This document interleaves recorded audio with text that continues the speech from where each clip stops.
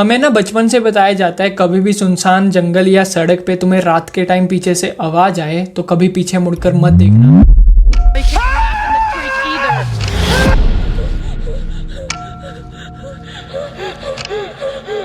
क्योंकि ये हमारे लिए बहुत बुरा हो सकता है।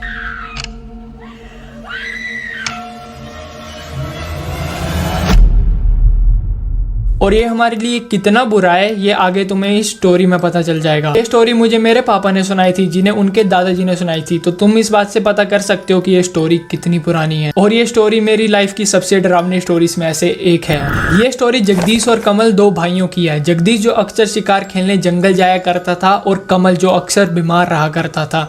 अब जब कमल बीमार रहा करता था तो उस टाइम पे भाई इतने हॉस्पिटल भी नहीं हुआ करते थे। एंड ऐसे ही एक दिन की बात है, जगदीश रात के 11 बजे के टाइम जंगल में शिकार खेलने जाता है और जैसे वो अपना शिकार ढूंढ रहा होता है उसे पीछे से आवाज आती है उसके भाई कमल की। कमल उसे कहता है कि भाई क्या तू हमेशा मेरे साथ रहेगा? और जगदीश उसे रिप्लाई में कहता है हाँ भाई मैं हमेशा तेरे साथ रहूंगा। ऐसा कहते ही जगदीश वहां पे जमीन पे अनकॉन्शियस होके गिर जाता है, क्योंकि वो उसका भाई कमल नहीं था बल्कि उसकी आत्मा थी। क्योंकि उसी दिन रात 12 बजे कमल की डेथ हो जाती है। अब गाँव से कुछ लोग जगदीश को ढूंढते ढूंढते जंगल आते हैं उसे ये बताने के लिए कि तेरा भाई अब नहीं रहा। लेकिन जब वो आते हैं वो देखते हैं जगदीश नीचे जमीन पे पड़ा हुआ है और वो उसे उठा के घर वापस लाते हैं। और जैसे वो उसे होश में लाते हैं जगदीश बहुत अजीब अजीब हरकतें करने लग पड़ता है, जैसे अपने घर की दीवार के ऊपर अपने नाखूनों से चढ़ जाना और भी काफी अजीब अजीब हरकतें करने लग पड़ता है, जिसे देख के उसके घर वालों को समझ आ जाता है कि इसके साथ क्या हुआ है। अब ये सब समझ के उसके घर वाले एक तांत्रिक को बुला लाते हैं जो कि उस टाइम का बहुत माना हुआ तांत्रिक था।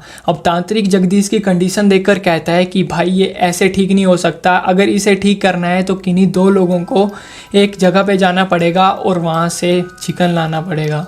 अब ये बात सुन के दो लोग रवि और राकेश सामने आते हैं जो कि कहते हैं अगर इससे ये ठीक होता है तो हम दोनों वहाँ पे जाएंगे और चिकन ले आएंगे। अब तांत्रिक उन्हें बताता है कि तुम्हें चिकन रास्ते से जाके नहीं लाना है बल्कि नदी वाले रास्ते से जाके लाना है। मतलब जो रोड वाला रास्ता था वहाँ से ना जाकर नदी वाले रास्ते से जाकर लाना है। रवि और राकेश पहले डर जाते हैं बट फिर वो कहते हैं ठीक है हम जाते हैं। अब तांत्रिक उन्हें बता देता है, सब कुछ बता देता है कि तुम्हें क्या क्या करना है और कैसे कैसे करना है। वो उन्हें बताता है अगर तुम्हें कोई भी चीज़ रोकती है तो तुम्हें उसे मेरा नाम बताना है। वो दोनों चले जाते हैं। अब जैसे वो जा रहे होते हैं तो नदी वाले रास्ते से जाते हैं तो उन्हें कोई भी नहीं आता इशू जाते टाइम।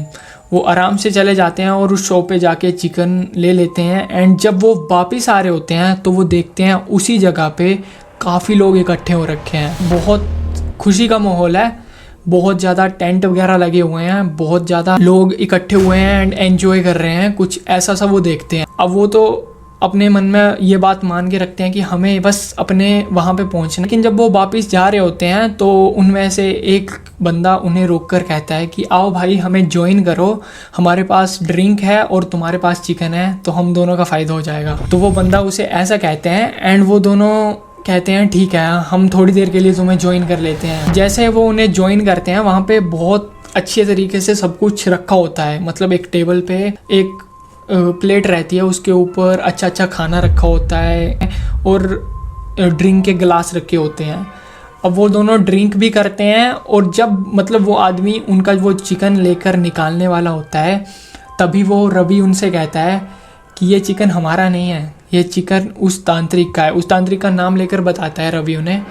एंड वैसे ही वो डर जाते हैं और वो कहते हैं फिर हम इसे नहीं खाएंगे, अगर ये तुम्हारा नहीं है और उस तांत्रिक का है तो हम इसे नहीं खा सकते। और 2-3 ड्रिंक और करने के बाद रवि और राकेश बेहोश हो जाते हैं एंड उनकी आँख सुबह खुलती है। अब जैसे वो सुबह उठते हैं ना तो वो देखते हैं जिस जगह पे वो सब टेंट वगैरह लगा हुआ था, सभी लोग एंजॉय कर रहे थे, वो जगह एक्चुअल में पानी से भरी हुई है एंड वहाँ पे कोई जगह नहीं थी। और जो प्लेट में वगैरह रखा हुआ था वो जो नदी में एल्गी वगैरह होता है वो ग्रीन ग्रीन सा वो था। ये चीज़ देख के वो बिल्कुल डर जाते हैं। मतलब जो गिलास भी होते हैं ना जिनमें ड्रिंक थी वो गिलास नहीं होती है, वो नदी की साइड जो स्लेट वगैरह होते हैं ना उनमें भर के दिया गया था। वो जल्दी से वहाँ जाते हैं तांत्रिक के पास जहाँ पे उसने ये सब मंगवाया था, जहाँ पे जगदीश का इलाज हो रहा था। वहाँ पे वो जाते हैं एंड वहाँ पे वो तांत्रिक को ये सब बताते हैं कि ऐसा ऐसा हुआ था।